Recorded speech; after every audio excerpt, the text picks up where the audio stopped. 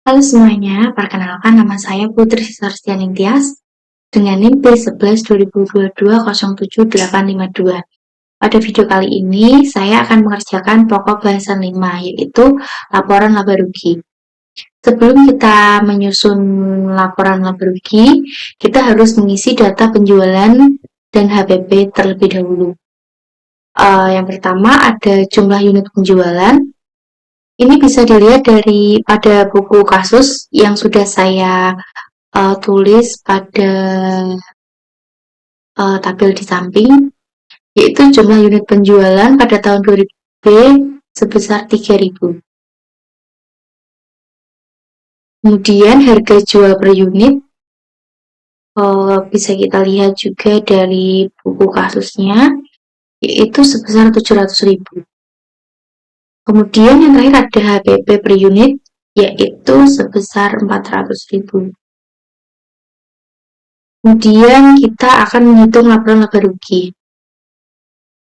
Untuk menghitung penjualan, bisa kita hitung dengan jumlah unit dikali dengan harga jual per unit. Kemudian diperoleh sebesar 2.100.000.000. Kemudian untuk HPP bisa kita hitung dengan cara jumlah unit dikali dengan HPP per unit. Kita peroleh nilainya sebesar 1.200.000.000. Sehingga laba kotor bisa kita peroleh dengan cara penjualan dikurangi dengan HPP. Diperoleh sebesar 900 juta.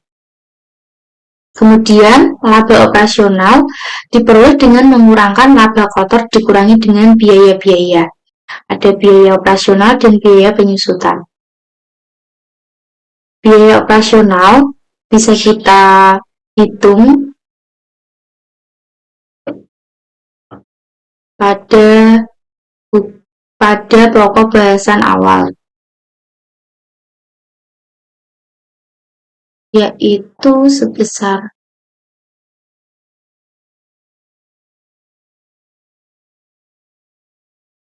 pokok bahasan pertama.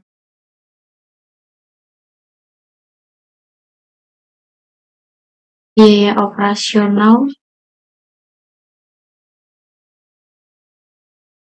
sebesar 750.000.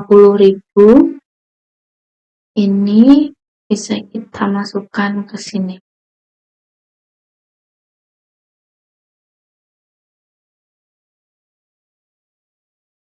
Rp750.000 kita kali dengan 25 hari kerja per bulan, kita kali dengan 12 bulan. Kita peroleh sebesar 225 juta. Untuk biaya penyusutan bisa kita hitung pada pokok bahasan keempat, yaitu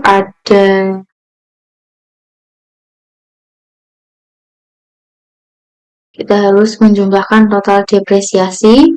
Yang pertama, total depresiasi kendaraan pada tahun 2000A, kemudian kita jumlah,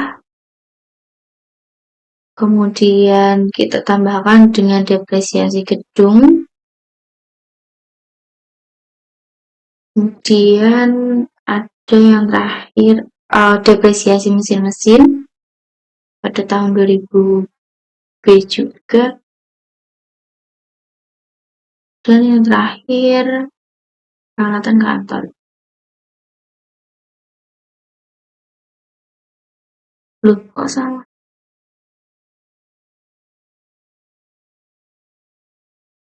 Oh, ternyata benar. Yaitu 70.635.700 unit rupiah. Sehingga mendapatkan laba operasional dengan cara mengurangkan laba kotor dikurangi dengan biaya operasional dikurangi dengan biaya penyusutan. Kita peroleh sebesar Rp604.364.286.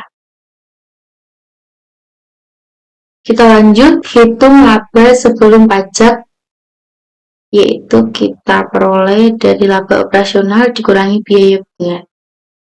Biaya bunga kita bisa lihat dari pokok bahasan 3, yaitu utang modal kerja pada tahun 2000B dan utang kendaraan pada tahun 2000B, yaitu bisa kita melihatkan utang modal kerja.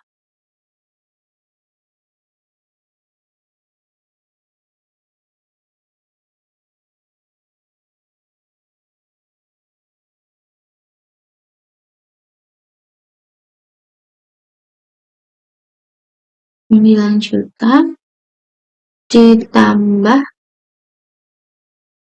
dengan utang kendaraan Rp14.400.000. Kita peroleh sebesar Rp23.400.000.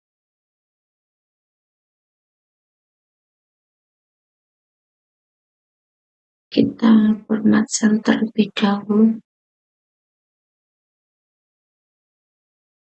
Kemudian untuk laba sebelum pajak,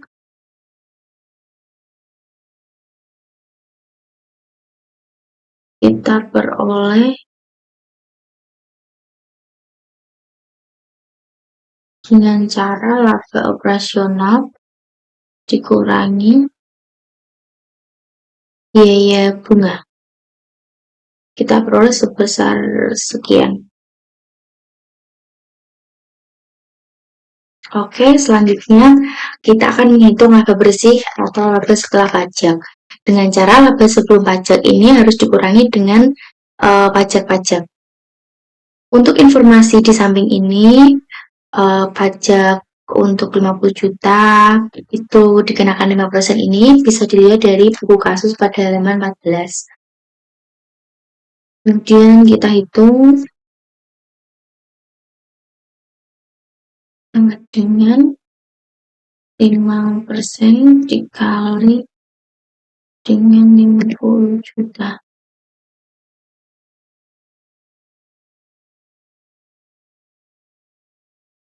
15% kali 200 juta.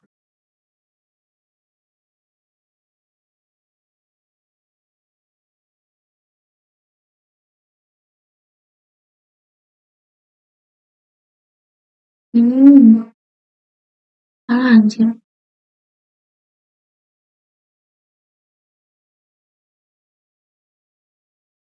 200 juta dikali 15%. 15% dikali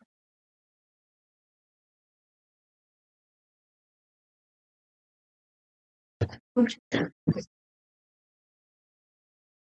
Oke, selanjutnya kita akan menghitung laba bersih atau laba setelah pajak. Dengan cara laba sebelum pajak harus dikurangi dengan pajak-pajak. Untuk menghitung pajak ini sudah saya tuliskan informasinya yang bisa saya lihat dari buku kasus pada halaman 14. Kemudian kita akan menghitung pajak. Dimulai dari 5%.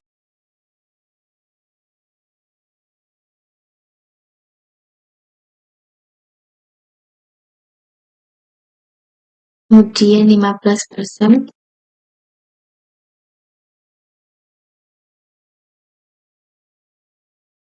Kemudian 25%.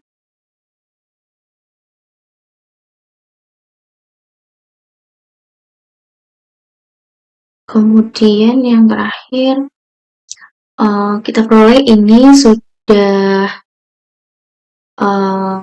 terhitung 500 juta, sisanya sebesar 80.964.286.000. Jadi untuk 30%-nya ini kita kalikan dengan sisa yang belum dipotong pajak. 80.964.286 rupiah. Kemudian bisa kita totalkan semuanya.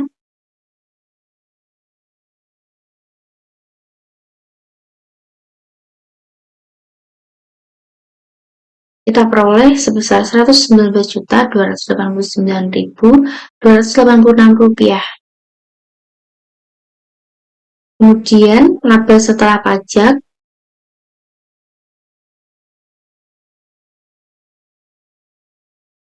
kita hitung dengan cara dikurangi. Kita peroleh sebesar Rp461.675.000. Nah, kita sudah menyelesaikan tugas yang pertama. Kemudian kita akan mengerjakan untuk tugas yang kedua, yaitu analisis profitability. Yang pertama ada profit margin. Bisa kita hitung dengan cara laba setelah pajak kita bagi dengan penjualan. Kita peroleh sebesar 21,98%. Kemudian return on asset atau ROA kita hitung, yaitu laba bersih dibagi dengan total aktiva. Total aktiva ini pada pokok bahasan yang kedua. Kita dapatkan sebesar 51,30%. Berdasarkan profit margin dan ROA, kita dapat memberikan analisis.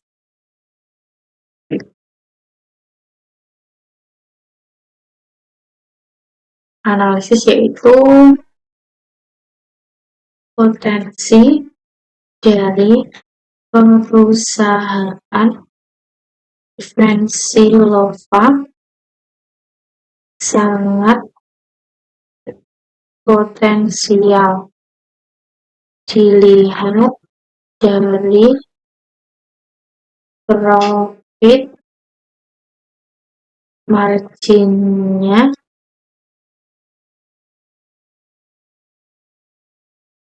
sebesar 21,98%, bahwa perusahaan mampu menjalankan produksinya secara efisien dan ROA 51,30%, maka perusahaan semakin baik karena tingkat pengembalian investasinya semakin besar.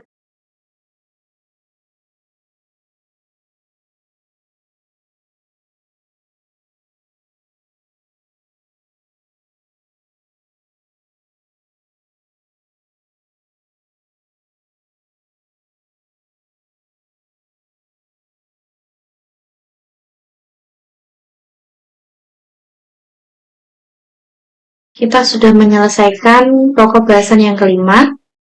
Sekian video dari saya. Kalau ada salah dan kurangnya, mohon dimaafkan. Terima kasih.